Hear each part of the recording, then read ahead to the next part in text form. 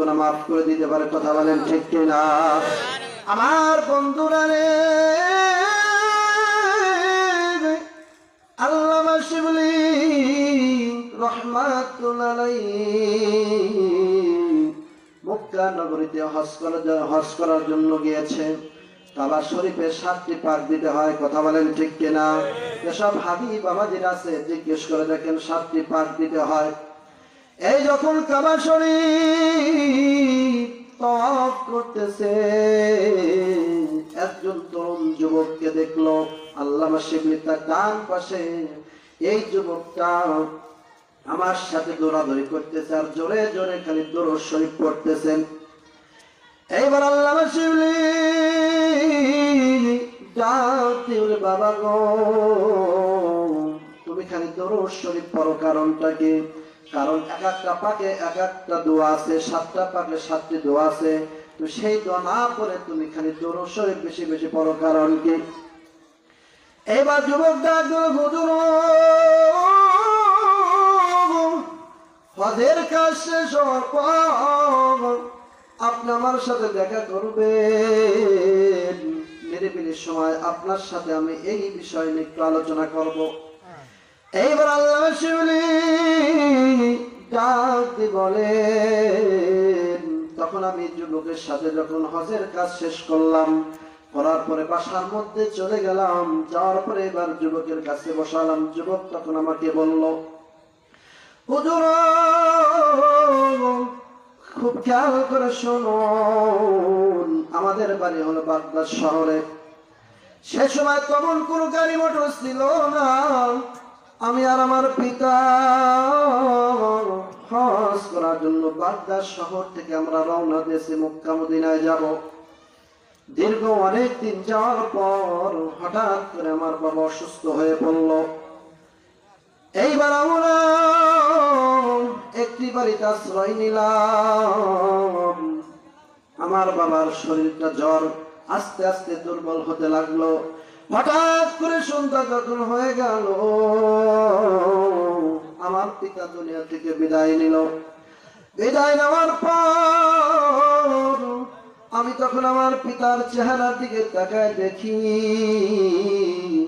আমার পিতার চেহারা কেমন যেন জানোয়ারের মতন আকৃতি হয়ে গেছে। বলেন নাউজুবিল্লাহ। কেমন যেন শূকরের মতন আকৃতি হয়ে গেছে। এইবার হুজুর এই দৃশ্য দেখার পর আমার মনের মধ্যে কেমন যেন একটা ভয় আসলো। আল্লাহ, আমার পিতার এইরকম আকৃতি হয়ে গেল, কারণটা কি? এইবার মনে মনে চিন্তা করো, আল্লাহ, ফজর হওয়ার আগে আমি এই জায়গা থেকে পলায় চলে যাব। কারণ সকালবেলা শত শত মানুষ যখন আমার পিতার এই দৃশ্য দেখবে, তখন মানুষগুলো ক্রিটিসাইজ করবে, লোকটা পাপিষ্ঠ ছিল, লোকটা গুনাহগার ছিল, না হলে এইরকম আকৃতি হলো, কারণটা কি? এইবার মনে মনে চিন্তা করলো, রাত শেষ হওয়ার আগেই আমি এখান থেকে স্থানান্তর করব।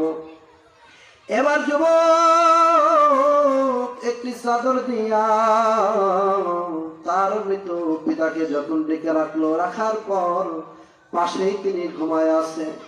এইবার গভীর রাতে স্বপ্নে দেখে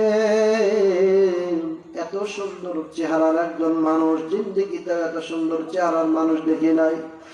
এই মানুষ অত্যন্ত সুন্দর চেহারা আকৃতি নিয়া, সুন্দর পোশাক গায়ে পরে, হাতে একটা তসবিহ নিয়ে ওই লোকটা আস্তে আস্তে যখন আমার ঘরের মধ্যে প্রবেশ করলো, এইবার আমি দৃশ্য দেখলাম স্বপ্নের মধ্যে। এই লোকটা তখন আমার পিতার ওই লাশের কাছে আস্তে আস্তে করে দাঁড়িয়ে গেল।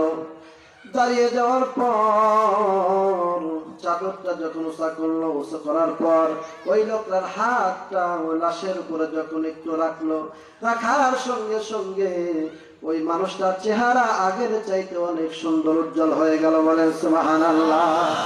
শুধু তাই নয়, ওনার চেহারার যে আকৃতি ছিল, ওই আকৃতির চাইতে মানুষের আকৃতি হলো সুন্দর চেহারা হয়ে গেল।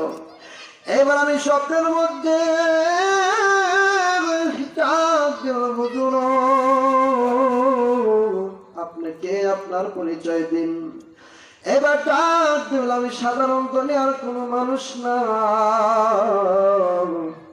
আমি হচ্ছি আখিরি জামানার পয়গম্বর বিশ্ব নবী মুহাম্মদ সাল্লাল্লাহু আলাইহি ওয়াসাল্লাম। বলেন সুবহানাল্লাহ, আর জোরে জোরে বলেন সুবহানাল্লাহ। এইবার যুবক ডাক দিল, হুজুর ইয়া রাসূলুল্লাহ, ইয়া হাবিবাল্লাহ, আপনাকে দেখে আমার জীবন ধন্য হয়ে গেল হুজুর। কোরআন পড়লাম, হাদিস পড়েছি, কোনদিন আপনার দিদার নসিব হয় নাই হুজুর, কিন্তু আপনাকে দিদার, আমার দিদার নসিব হলো, আপনাকে দেখে আমার জীবন ধন্য হয়ে গেল। কিন্তু হুজুর আপনি কি জন্য আসলেন, আমার পিতার এই উপকারটা করলেন, কারণটা কি আপনি একটু বিস্তারিত বলবেন? এবার নবীজি ডাক দিলেন, যুবক তোমার পিতা প্রতিদিন রাত্রের বেলায় 200 করে দরুদের হাদিয়া আমার কাছে পৌঁছা দেয়।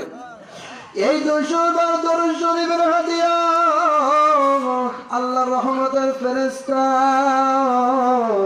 প্রতিদিন আমার রওজা পাকে নিয়ে আসে। আমি ওর দরুদের হাদিয়া পাইয়া আমি নবীজি বড় খুশি হয়ে যাই। এইবার আমি আজকে জিজ্ঞেস করলাম, ফেরেশতা তুমি খালি হাত আসলা, কিন্তু আমার সেই আশেকের দরুদ শরীফ নিয়ে আসলা না, কারণটা কি? এইবার ফেরেশতা ডাক দিল, নবী গো, ইয়া রাসূলুল্লাহ, ইয়া হাবিবাল্লাহ, আপনার সেই আশেক দুনিয়া থেকে বিদায় নিয়েছে হুজুর, কিন্তু হুজুর আপনার আশেকের চেহারার এই রকম আকৃত হয়ে গেছে। এই খবর যখন ফেরেশতা আমাকে বলল, তখন আমার আর সহ্য হলো না, করে যাই মানলো না। তখন আমি আশেকের এই দৃশ্যটা তখন দেখে গেলাম। যে যুবক তোমার পিতা দরুদ শরীফ পড়ার কারণে আমি নবীজি এমন একটি কথা তোমাকে বলে দেব, এই কথাটা তুমি সারা পৃথিবীর মানুষের কাছে তুমি বলে দিও। এইবার যুবক ডাক দিল, হুজুর সেই কি কথা, আপনি আমাকে বলুন। এবার নবীজি ডাক দিল, যুবক রে, সকালবেলা তুমি একটা দৃশ্য তাকায় দেখবা, তোমার পিতার জানাজার করার জন্য হাজার হাজার মানুষ উপস্থিত হয়ে গেছে। এইবার তখন নবীজিকে ডাক দিল, যুবক কেন এত মানুষ দূর দূর থেকে আসবে, কারণ কি নবী? নবীজি জিজ্ঞেস করলো, তোমার কাছে কথাটা আমি শেষ করব না, তুমি তখন এই লোকজনদের কাছে তুমি বলবা, তখন তারাই উত্তরটা দেয়া দেবে। এইবার যুবক মনে আনন্দ নিয়া রাতটা যখন অতিবাহিত হয়ে গেল, সকাল যখন হয়ে গেল, হাজার হাজার মানুষ তখন তার পিতার দেখার জন্য তখন উপস্থিত হয়ে গেল, জানাজার করার জন্য হাজার হাজার মানুষ যখন উপস্থিত হয়ে গেল। এইবার যুবক ডাক দিয়ে বলে, আপনারা এত দূর দূর অঞ্চল থেকে এত মানুষ কিভাবে আসলেন, কারণটা কি? তখন ওই মানুষ যখন জিজ্ঞেস করে, যুবক আমরা রাত্রের বেলায় ঘুমাইয়াছিলাম, কে যেন আমাদের দরজার পাশে ডাক দিয়ে বলে, রে ঘরের বাসিন্দারা, একজন আল্লাহর ওলির চেহারা যদি দেখতে চাও, নবীজির একজন আশেককে যদি দেখতে চাও, তাহলে বাগদাদ শহর অমুকের বাড়ি যাও। একজন আশেক দুনিয়া থেকে বিদায় নিয়েছে, তাকে যদি তুমি দেখতে পারো এবং তার জানাজারে যদি শরীক হতে পারো, তাহলে অবশ্যই তোমাদের জীবনের সমস্ত গুনাহ মাফ হয়ে যাবে। সুবহানাল্লাহ। তখন ওই যুবক জিজ্ঞেস করলো, আপনাদের কাছে কে বলে গেল? এইবার তখন মানুষ কেউ বলতে পারলো না, স্বয়ং বিশ্ব নবী মানুষের ঘরের কাছে যা সবাইকে বলে দিয়েছে। বলেন সুবহানাল্লাহ। এইবার যুবকটা ডাক দেন, হুজুর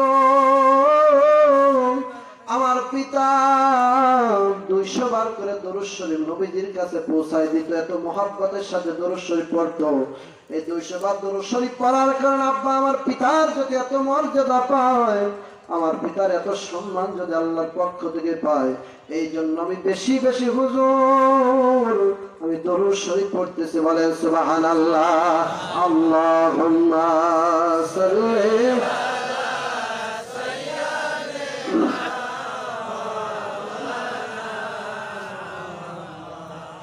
ওয়া আলা আলি সাইয়্যিদিনা রাসূলানা রহমাতাল লিল আলামিন নবী কোরআনে প্রমাণ। আশিক বিনে কে বুঝিবে আমার দয়ার নবীর শান। কথা বলেন ঠিক কিনা? আশিক বিনে কে বুঝিবে আমার মায়ার নবীর শান। নবী আমার মদিনারি বুলবুল, আমার আল্লাহ ভালোবেসে নাম রাখিলেন মুহাম্মদ রাসূল। যখন মারহাবা। নবী আমার মদিনারি বুলবুল, আমার আল্লাহ ভালোবেসে নাম রাখিলেন মুহাম্মদ রাসূল। যে নবীজিকে ভালো না বাসলে, বিশ্ব নবীর সুন্নাত মানলে থাকবে না ঈমান। আশিক বিনে কে বুঝিবে আমার দয়ার নবীর শান। আশিক বিনে কে বুঝিবে আমার মায়ার নবীর শান। জোরে বলেন মারহাবা। আর বেশি